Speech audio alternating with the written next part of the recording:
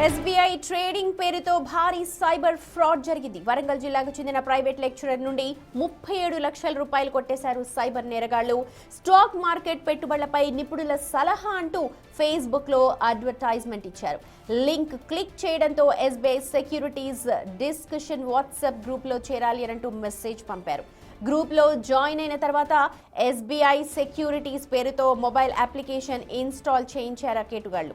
Invest చేస్తే 20% లాభాలు వస్తాయంటూ చెప్పడంతో నమ్మాడు బాధితుడు. దీంతో బాధితుని పేరుతో డీమ్యాట్ అకౌంట్ ఓపెన్ చేశారు ఆ సైబర్ నేరగాళ్లు.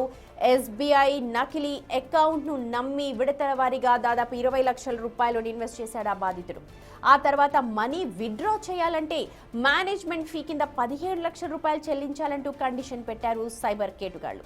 అనంతరం 17 లక్షల రూపాయలు చెల్లించినా మనీ విత్డ్రా కాకపోవడంతో సైబర్ క్రైమ్ బ్యూరోను ఆశ్రయించాడు సదరు బాధితుడు.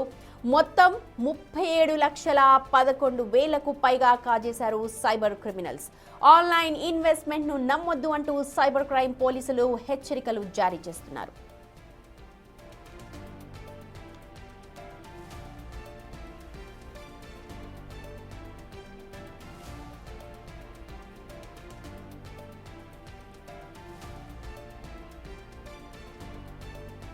हेलो दोस्तों, जैसे कि आप सभी लोग देखते हैं कि हम डेली सभी की हेल्प करके देते हैं और सभी का अमाउंट डबल करके देते हैं। तो बहुत सारे लोग पूछते हैं कि सर कैसे करते हैं आप। तो मैं ये बिटकॉइन से करता हूँ ट्रेडिंग करके, जिसको इंट्राडे ट्रेडिंग कहते हैं, और आपके डबल से हमें 20% प्रॉफिट मिलता है।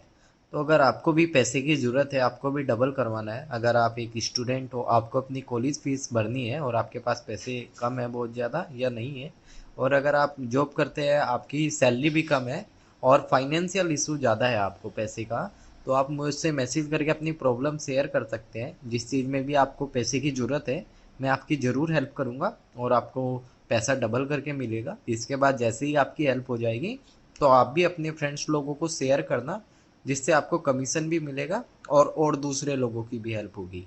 तो जिसको भी चाहिए जल्दी से मैसेज कर दें, क्योंकि सीट्स लिमिटेड है आज। ऐसा ना हो आप बाद में मैसेज करें और फिर फुल हो जाए। तो जिसको भी हेल्प की ज़रूरत है जल्दी से मैसेज कर दें, ज़रूर आपकी हेल्प की जाएगी। Thank you friends. రైట్, మా ప్రతినిధి వేణు జాయిన్ అవుతున్నారు. వేణు, ఎంతకంతకు సైబర్ ఫ్రాడ్స్ పెరిగిపోతూనే ఉన్నాయి. ఎంత అవగాహన కల్పిస్తున్నప్పటికీ కూడా 2 ఆకులు ముందు ఉంటూ ఉన్నారు, 2 అడుగులు ముందుంటున్నారు సైబర్ నేరగాళ్లు. ప్రస్తుతం మనం చూసాము దాదాపు 37 లక్షలంటే చిన్న అమౌంట్ కాదు. అండ్ దీనికి సంబంధించి బ్యాంక్ని ఎలాగా కన్సల్ట్ చేయాలి, బ్యాంక్ వాళ్ళకి దీనికి సంబంధం ఉండదు అనుకోండి, కానీ ఎస్బీఐ అన్నది పేరు గాంచిన ఒక సంస్థ, దాని పేరు మీద మోసాలు జరుగుతున్నాయి. ఎస్బీఐ సెక్యూరిటీస్ పేరు మీద ఎలాగా క్రాస్ చెక్ చేసుకోవచ్చు, సైబర్ నిపుణులు ఏం చెప్తున్నారు, అండ్ బాధితుడు ఏమంటున్నాడు? ఎంత అవేర్నెస్ కల్పించినా కూడా డబ్బుల ఆశ, త్వరగా ఈజీగా డబ్బులు వస్తాయి, 20%, 10% ప్రాఫిట్స్ వస్తాయనేటువంటి నమ్మిన తర్వాత ఈ బాధితులంతా కూడా సైబర్ నేరగాళ్ల బారిన పడుతున్నారు. ప్రస్తుతం మనం చెప్పినట్లే దాదాపుగా సైబర్ వింగ్ కానీ అటు పోలీసులు ప్రభుత్వం కూడా అవేర్నెస్ తీసుకొచ్చే ప్రయత్నం చేస్తుంది. కానీ కొన్ని సైబర్ నేరగాళ్ల ముఠాలు ఒక ప్రత్యేకమైనటువంటి సిస్టమ్ ఏర్పాటు చేస్తున్నాయి. మొదటగా పేరుగాంచినటువంటి ప్రభుత్వ సంస్థల పేర్లతో డిస్కషన్ గ్రూప్లు అంటూ వాళ్ళకు వేరే ఇస్తాయి ముందు. ఆ తర్వాత ఆ గ్రూప్ లో మొత్తంగా కూడా ఆ బ్యాచ్ కు సంబంధించినటువంటి వ్యక్తులు ఉంటారు. వాళ్ళంతా రోజు డిస్కషన్ చేస్తూ ఉంటారు. ఒక రోజు అందులో మాస్టర్ ఈ రోజు 3,000 ఇన్వెస్ట్ చేయండి, 10,000 ఇన్వెస్ట్ చేయండి, మీకు ట్రిపుల్ అమౌంట్ వస్తుందని చెప్పడంతో కిందనే 2-3 అందులో ఉన్నటువంటి మెంబర్స్, గ్రూప్ మెంబర్స్ ఇన్వెస్ట్ చేసినట్టు స్క్రీన్ షాట్స్ పంపుతారు. మళ్ళీ వాళ్ళకి అమౌంట్ వచ్చినట్టుగా మళ్ళీ స్క్రీన్ షాట్స్, ఈవినింగ్ వరకే మార్నింగ్ ఇన్వెస్ట్ చేస్తే ఈవినింగ్ వరకే తమకు అమౌంట్ వస్తుందంటూ కూడా అందులో మళ్ళీ స్క్రీన్ షాట్ పోస్ట్ చేస్తారు. సో ఇదంతా గమనిస్తున్నటువంటి ఎవరైతే నూతనంగా అందులో జాయిన్ అవుతారో వాళ్ళంతా ఇదంతా చూసిన తర్వాత ఇదంతా నిజమే అనుకుని నమ్ముతారు. తర్వాత ప్రస్తుతం ఈ శ్రీధర్ అనేటువంటి ఒక వ్యక్తి, హన్మకొండ వచ్చినటువంటి వ్యక్తి, మొదటగా ప్రైవేట్ లెక్చరర్ తాను దాదాపు 30 లక్షలు తన అకౌంట్ లో ఇల్లు కొనడానికని దాచుకున్న సొమ్ము ఈ విధంగా ప్రాఫిట్ వస్తుందని తెలిసిన తర్వాత 1 వీక్ ఆ గ్రూప్ లో జరుగుతున్న డిస్కషన్, ఆ స్క్రీన్ షాట్ అన్ని గమనించి ఇదంతా నిజమే, ఎస్బీఐ సంబంధించిన ఈ యొక్క వింగే అనుకున్నాడు. ఆ సెక్యూరిటీస్ అనుకుని భావించిన తర్వాత మొదటగా 5,000 ఆయన ఇన్వెస్ట్ చేశాడు. ఆ ఇన్వెస్ట్ చేయడానికి ముందు కూడా ఎస్బీఐ పేరుతో ఉన్నటువంటి ఒక నకిలీ యాప్ ను వాళ్ళు ఇన్స్టాల్ చేశారు. అందులో 5,000 ఇన్వెస్ట్ చేసిన తర్వాత ఈవినింగ్ వరకు తనకి 13,000 ఇచ్చారు. అంటే ఒక రోజు దాదాపు 6 గంటల సమయంలోనే ఆయనకి 8,000 ప్రాఫిట్ చూపించారు. సో ఈ విధంగా మళ్ళీ 2 రోజులు ఇదే విధంగా 5,000 ఇన్వెస్ట్ చేసిన తర్వాత అదే విధంగా ప్రాఫిట్ ఇచ్చారు. కానీ 3 రోజుల తర్వాత ఎస్బీఐ పేరుతో ఉన్నటువంటి ఒక టెంపరీ లింక్ డిసేబుల్ అయింది. కొత్త అప్లికేషన్ ఇన్స్టాల్ చేసుకోవాలంటూ ఇక్కడే సైబర్ నేరగాళ్ళు వాళ్ళు అసలైనటువంటి ప్లే చేస్తారు వాళ్ళ ట్రిక్ అంతా కూడా. సో ఆ అప్లికేషన్ అంతా కూడా కంప్లీట్ గా సైబర్ నేరగాళ్ళ హ్యాండ్ ఓవర్ లో ఉంటుంది. దాన్ని కంట్రోల్ చేసేటువంటి అన్ని రైట్స్ కూడా వాళ్ళ దగ్గర ఉంటాయి. కానీ అది నిజంగా ఎస్బీఐ సంబంధించినటువంటి ఆల్టర్నేటివ్ యాప్ అనుకున్నటువంటి ఈ బాధితుడు విడుదల వారీగా 10 లక్షలు, 12 లక్షలు, 8 లక్షలు ఈ విధంగా దాదాపుగా 22 లక్షల పైగా మొదట దానిలో ఇన్వెస్ట్ చేశాడు. విత్డ్రా చేసుకుందాం అనుకున్న క్రమంలో దానికి మేనేజ్మెంట్ ఫీజు చెల్లించాలంటూ కూడా సరికొత్త నాటకాన్ని తెరదీశారు.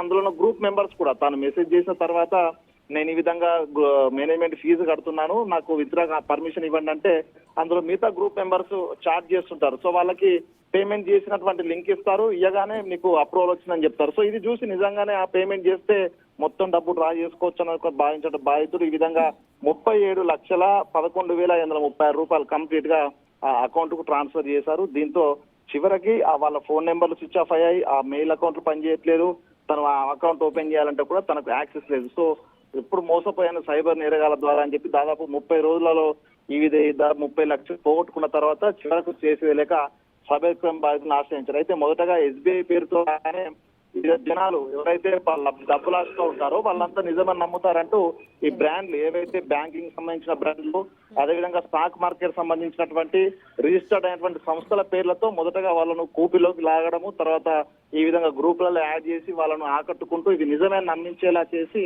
2-3 రోజుల తర్వాత వాళ్ళకి సంబంధించినటువంటి ప్రత్యేకంగా డిజైన్ చేసుకున్న అప్లికేషన్లు ఇన్స్టాల్ చేయించడం. సో ఇదంతా ఒక చాకచక్యంగా వాళ్ళు పకడ్బందీ ప్లాన్ తో రన్ చేస్తున్నారు. దీంతో కొంతమంది బాధితులు డబ్బు ఆశ ఉన్నటువంటి వాళ్ళు కూడా దీన్ని గమనించలేక చివరకు మోసపోయి ఈ విధంగా ఈ ప్రభుత్వ సంస్థల్లో పెట్టుబడి పెట్టి మోసపోయానంటూ చివరకు సైబర్ క్రైమ్ బాధితుల పడ్డామంటూ కూడా తెలుసుకున్నారు. సో దీనికి సంబంధించి బ్యాంకులు కానీ ఇతర ఆన్లైన్ ప్లాట్ఫామ్లలో కానీ ఎవరు ఎటువంటి ప్రాఫిట్ చెప్పినా ఈవెన్ ప్రభుత్వ రంగ సంస్థలు చెప్పినా కూడా నమ్మొద్దు, అవన్నీ కూడా ఫేక్, ఏ ద్వారా కొన్ని వీడియోలు వస్తున్నాయి వాటి నమ్మొద్దు అంటూ కూడా పోలీసులకు చెప్తున్నారు. సో ఇట్లాంటి ఘటనలు పూర్తిగా ప్రజల్లో అవగాహన వస్తేనే తప్ప ఎవరేం చేసినా కూడా సైబర్ నేరగాళ్ల పైన పడకుండా కాపాడే పరిస్థితి ఉండదు. సో మొత్తానికి డబ్బులు ప్రాఫిట్ పెట్టుబడి పెట్టాలంటే మాత్రము వాళ్ళు బ్యాంకులకు వెళ్ళడం తప్ప మిగతా ఆన్లైన్ ప్లాట్ఫామ్ ఆశ్రయిస్తే మాత్రం ఈ విధంగా సైబర్ నేరగాళ్ల వాళ్ళు పడ్డారు. మొత్తానికి ఈ ఘటన దాదాపు 30 లక్షలు పోగొట్టుకుని ప్రస్తుతం సూసైడ్ చేసుకున్న పరిస్థితి వరకు కూడా బాధితుని సిచ్యువేషన్ ఉంది. సో అంటే సైబర్ నేరగాళ్లను ఈజీ మనీని ప్రాఫిట్ ఎక్కువ వస్తుందని నమ్మితే మాత్రం